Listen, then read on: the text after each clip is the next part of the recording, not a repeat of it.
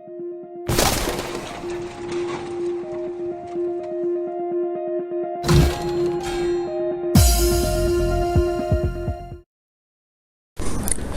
الله الرحمن الرحيم. الحمد لله رب العالمين، والصلاة والسلام على أشرف الأنبياء والمرسلين. أما بعد، السلام عليكم ورحمة الله وبركاته. سلام كدب كسو دوايا مقالة هل كان سوق قلن جرني كاني وقيبتي سدحات أما امتحان كاس قيبتي سدحات وقصة بسنة كجواب سؤالهان وأي صارنايين 20 دبعوت. su-aasha koowaad waa maxay urur? waxaa arkaysaa marka ururka in aan uu soo noqday mar kale oo marka hore lagu soo arkay meelaha banaanbuuxiska, haddana su-aalaha tooska ah uu kusoo noqday. su-aasha labaad waa maxay kulanka salaxan? waa maxay kulanka salaxan? su-aasha saddexaad waa maxay xeerka hormagelinta tirooyinka? waa maxay xeerka hormagelinta tirooyinka? su-aasha afraad isku dhufo tirooyinkan kuna muuji qormo saynis. isku dhufo tirooyinkan kuna muuji qormo saynis. su-aasha shanaad maxay la eg tahay tiro kasta oo jibaarkeedu yahay eber? su-aasha koowaad marka haddii aan ka jawaabno waxay ahayd waa maxay urur? urur marka maxaa la dhahaa oo aan soo aragnay waa walxo la isu geeyey oo leh tilmaamo gaar ah isla markaana si cad loo qeexay. walxo la isu geeyey tilmaamo gaar ah leh si cadna loo qeexay waxaa loo yaqaanaa urur. su-aasha labaad waxay ahayd waa maxay kulanka salaxan? waa maxay kulanka salaxan? jawaabtu waxay noqonaysaa marka kulanka salaxan waa laba xariiq tiro oo isgooya. waa laba xariiq tiro oo isgooya waxaa loo yaqaanaa kulanka salaxan. su-aasha saddexaad ee ku xigto waa maxay xeerka hormagelinta tirooyinka? waa maxay xeerka hormagelinta tirooyinka? jawaab maxay noqonaysaa marka jawaabta marka aan isu goyno ama isku dhufano saddex tiro ama ka badan, wadartooda ama tarantooda waa isku mid. kala hormarinta kooxaynta saameyn kuma laha. yacni haddii saddex tiro aan isu goyno ama isku dhufano kala hormarintooda wadarta iyo taranka soo bixi doono saameyn ma ku yeelanayso. marka intaas waxaa loo yaqaanaa ama intaas waxay tahay xeerka hormagelinta tirooyinka.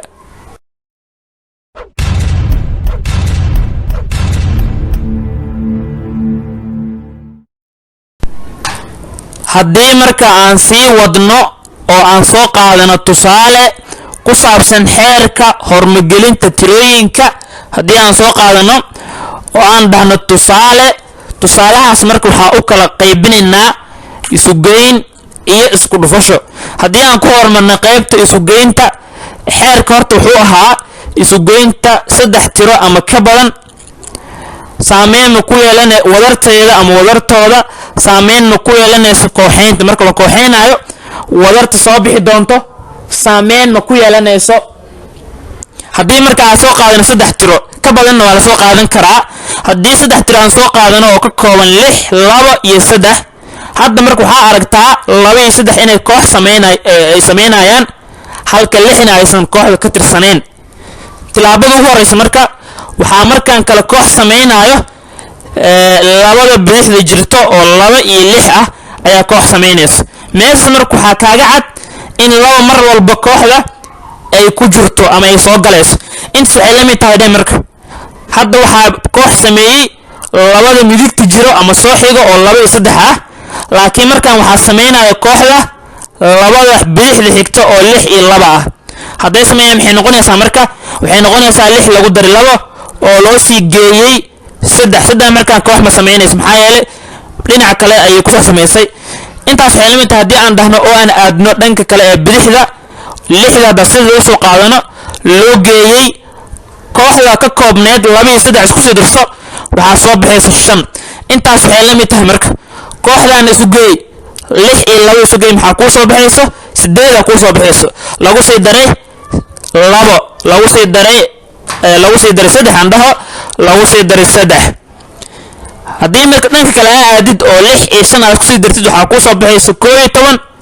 waxay la mid tahay marka 8 iyo 3 haddaad soo darsataan waxaa kuu soo baxayo 12 aan ku soo baxayso marka waa ujeedaa kooxeynta kala hormagelinta wax saameynaya inaysan ku yeelanin taas waxay ahayd marka isu geyn haddii aan ku fiirin haddana tusaale ayadoo la isticmaalayo xeerkan ku dhufasho hadda isticmaalno oo aan dhahno isku dhufasho waxaa soo qaadanaa sidaas oo kale 3 tiro oo tirada doontaada soo qaadan kartaa 3 tiro soo qaad 3 tiro aan soo qaadan marka waa 5 9 iyo 3 hadda marka wax kooxda sameeynayo waa 3 iyo 9 oo labada tiro oo midigta xiga ah waxay la mid tahay markaan waxaa koox sameeynayo 5 iyo 9 ka tirooyinka bidixda xiga markasta waxay ku xiran tahay kuwa kooxda sameeyay hadday midig yihiin marka kale ayagana waxaa koox sameeynayo kuwa bidixda jiro marka kuwa bidixda jiro hadda sameeyano oo 5 iyo 9 sameeyano lagu sii dhuftay 3 oo marka hore ayaga koox soo sameysay haddii markaa u soo noqon dhankan kale oo bidixda oo aan dhahno 5 lagu dhuftay kooxda ka koobneed 9 iyo 3 way isku dhufsamayaan haddii isku dhufsama maxaa soo baxayso 27 soo baxayso waxay la mid tahay sidaas oo kale kooxda ka koobneed ayagana 5 iyo 9 isku sii dhufso waxaa soo baxaysa 45 lagu sii dhuftay 3 haddii marka imaatid dhankan kale oo 5 aad ku dhufatid 27 waxaa ku soo baxaysa 135 waxay la mid tahay ayagana sidaas oo kaleeto haddii 45 aad ku dhufatid 3 waxaa ku soo baxaysa 135 meeshaas marka maxaa ka ogaatay in muxuu ahaa xeerka hormagelinta marka la sameeynayo ama marka la soo goynayo 3 tiro ama ka badan ama la isku dhufanayo wadartooda ama tarantooda wax saameyn ama ku yeelanaysa hadhow natiijo soo bixi doonto ama kooxeynta saameyn ma ku yeelanaysa hadhow soo bixi doonto ama natiijo soo bixi doonto su'aasha ku xigta ee afraad oo iyadana ahayd isku dhufo tirooyinkan kuna muuji qormo saynis waxaa arkaysaa marka in aan soo saarnay calaamad su'aal far badan aan soo saarnay calaamad la yaabna aan ku soo darnay waliba sababtoo aan saas u sameynayna maxay tahay su'aashan jawaab ma laha waxay ku lahaan waysay su'aasha ayada ayaa qaldan su'aal qaldanna jawaab ma lahaanayso waxay ku qaldan tahayna waxay tahay haddaad aqrisid oo aqriska ama su'aasha si fiican u dhuuxdo isku dhufo tirooyinkan su'aasha ugu horeysa meesha ka dhalanaya horta tirooyinka la isku dhufanayo wuxuu ku yiri marka isku dhufo tirooyinkan kuna muuji qormo saynis of course tirooyin oo lagu muujin karo qormo saynis laakiin tirooyinka la isku dhufan lahaa qormo saynis lagu muujiyo maxuma laakiin tirooyinka la isku dhufan lahaa waa ma jirto marka haddaysan jirin jawaabna ma jiraysa marka sababtoo ah su'aasha ayada qaldan hadday qaldan tahayna jawaab looma heli karo maxaa yeelay su'aasha yaab saxneenba jawaab marka ma loo heli karoba marka saas u gudbeynaa su'aasha kale ee shanaad maxay la eg tahay tiro kasta oo jibaarkeedu yahay eber tiro kasta oo jibaarkeedu eber yahay maxay la eg tahay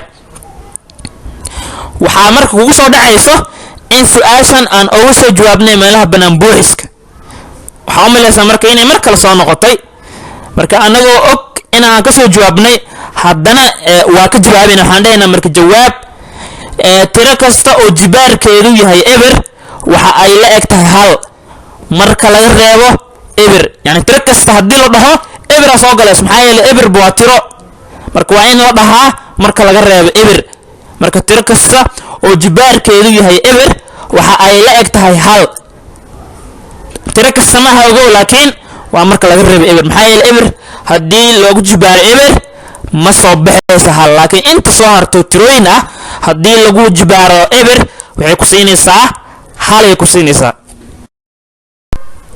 halkan ayaan kusoo gabagabeynaynaa daawad haddii ay tahay markii kugu horeysay aad janaalka soo booqato waxaa kaa codsanaynaa inaad subscribe saarto laagna aad saarto dhammaan asxaabtii kale nala joogtaan sidaas oo kaleeto waa mahadsantihiin assalaamu calaykum waraxmatullaahi wabarakaatu